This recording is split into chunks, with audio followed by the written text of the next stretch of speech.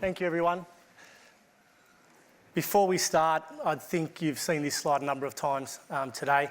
It's general information only, not to be construed as advice. My name's Paul Myliotis. That's the correct way of saying it, Peter. You did pretty well, to be honest. I'm the director and managing director of MSquared Capital, and just wanted to tell you a little bit about our story today. When I started my career 20 years ago now at PricewaterhouseCoopers, there's a few things that I learned were non-negotiable in business. One of them being trust, delivery and leadership. They were non-negotiable, and they're at the centre of our foundation at MSquared. Working in a larger organisation, we also came across some negatives that we didn't overly enjoy.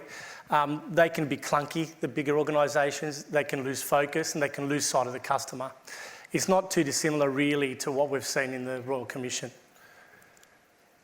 MSquared, we're a non-bank lender, so generally we have borrowers that need money and we match them with investors that want to lend their money for a return.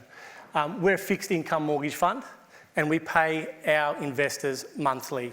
You can expect returns of 5.5 plus in our fund. Importantly, we're backed by bricks and mortar security. We only do property on the eastern seaboard and metro. We don't lend to businesses at all. So why are you here? It's no secret why you're here. You're trying to find alternatives to invest your hard-earned money while preserving that capital. Now, I've got to be very careful with what I say now. My father-in-law is somewhere here in the stage. Now, Alan, I should have mentioned that I was going to tell a little bit about your story on the weekend, but I didn't.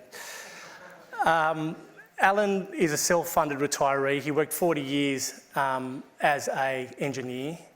He's very astute with his SMSF. He takes an active role in managing his SMSF.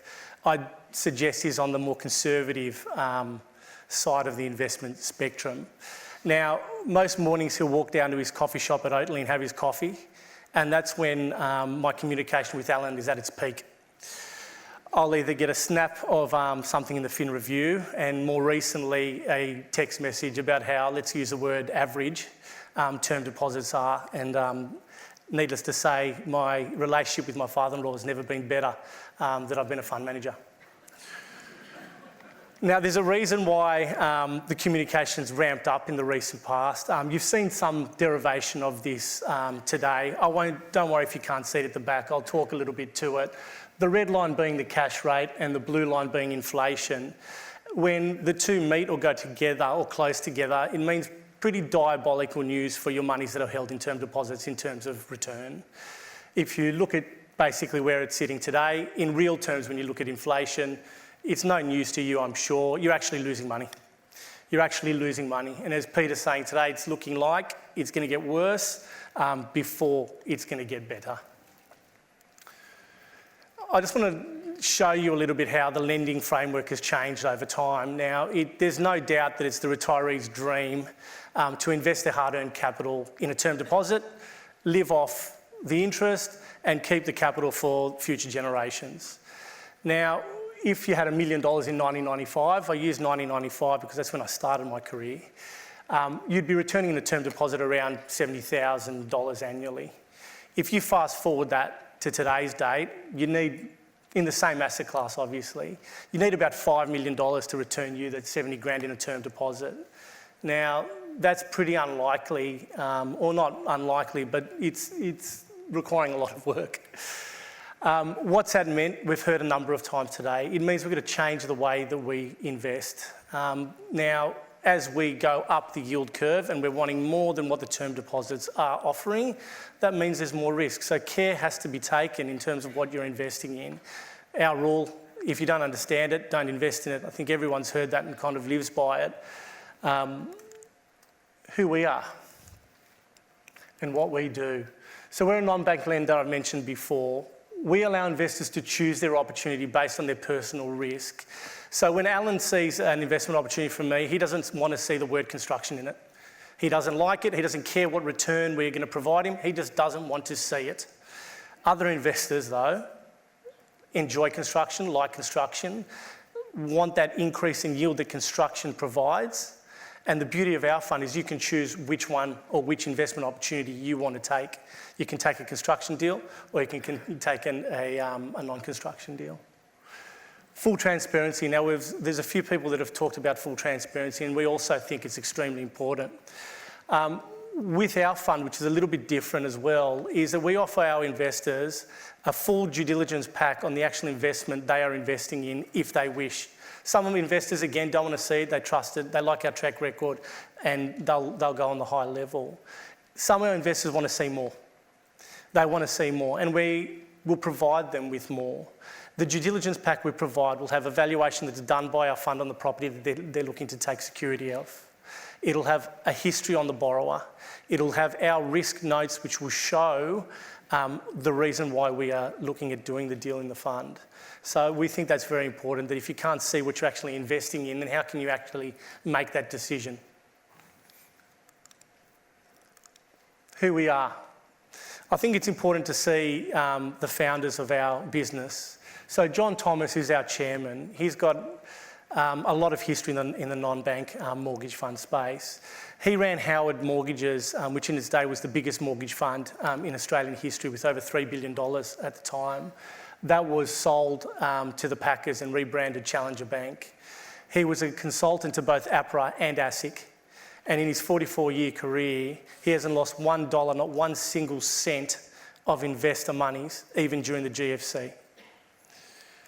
Now, we've got Paul Miron, who's my joint managing director. We've got Paul Miron and Paul Myliotis, so he's either M1 or M2, depending on which way you see it. We've been in business for a very long time. We share the same values. He's here today. He'd love to speak to you. He talks underwater, so feel free to speak to him at the back. And that's me. I think it's important to also understand the way that credit assessment works. Look, there's three real questions you ask when you're lending money. Why do you need my money? How are you going to return my money? And if you can't repay me, what security do I have? Now, that hasn't changed in decades, if not centuries. We follow the 5 C's that you've heard today again, but I won't talk about all of it. But I think it's very important to look at the point on collateral. We are very, very conservative on the collateral that we take as security. Very conservative. We will only lend in metro areas. We will only lend on the eastern seaboard of Australia. We do not lend to farmland. We do not lend to subdivisions, and we don't lend to regional areas. Why? Well, if I got into a bit of trouble and I had security over a property in Bundaberg that was farmland, there's fewer people that will buy a farm in Bundaberg under duress than there would be a unit in Balmain of Sydney, for argument's sake. There's no negotiation on what we can do on the collateral. We have a unanimous credit committee approval before our investors even see a deal. Now, we stress tested, or wanted to stress test, our mortgage fund by an independent agency. So we engaged BIS Oxford to look at our mortgage book and say, if in the unlikely event one of our borrowers defaulted and we had to start recovery, what that would mean to our mortgage book over time. Now, if you look under the worst, so basically what we wanted to say is, if we lent at the peak of the market and had to sell at the worst possible time, what that meant. You'll see in the last 2 years, the black line's the residential market, and I'll just stick to that. In the last 2 years, the peak to trough in residential securities, and that's in Sydney, not even looking at specialised security, there was a drop peak to trough of 18%. What the analysis came back and told us was the amount that we lend against properties, which is technically about 65% or up to 65% of its value, in areas which we are looking at, eastern seaboard of Australia, and have absolutely no specialisation, our investors would have recovered all of their money, including interest, every single time. Every single time. I'll talk briefly about our investment process. So once the credit committee signs off on a deal that will reach our investors, an email is sent to our investor database. Now, it doesn't get publicised outside of that database. So if you like what you hear and you'd like to see the opportunities that we actually have, please, we're all at the back at the stands. Provide us your details and we'll get on that distribution list so you can actually see the type of deals that we are lending towards. We've got a $100,000 minimum investment. Now, we did a $22 million deal recently that had 18 individual investors, some with 100,000, some with 2 million. We did another $5 million deal with one investor taking the whole amount. So we cater for different types of investors, and we're happy to talk about all of that. Our investors receive interest on a monthly basis. They get a unique login and they can track their investments on a daily basis if they wish. They can call the directors anytime, and we're happy to discuss it as well. Why invest in a mortgage fund? Now, there's all these figures up in the air about the gap in terms of how much the banks are lending and how much we need to lend in the economy. One of those figures is around $90 billion. So there's a $90 billion gap, and that's where the non-banks like us have come in and are funding that differential.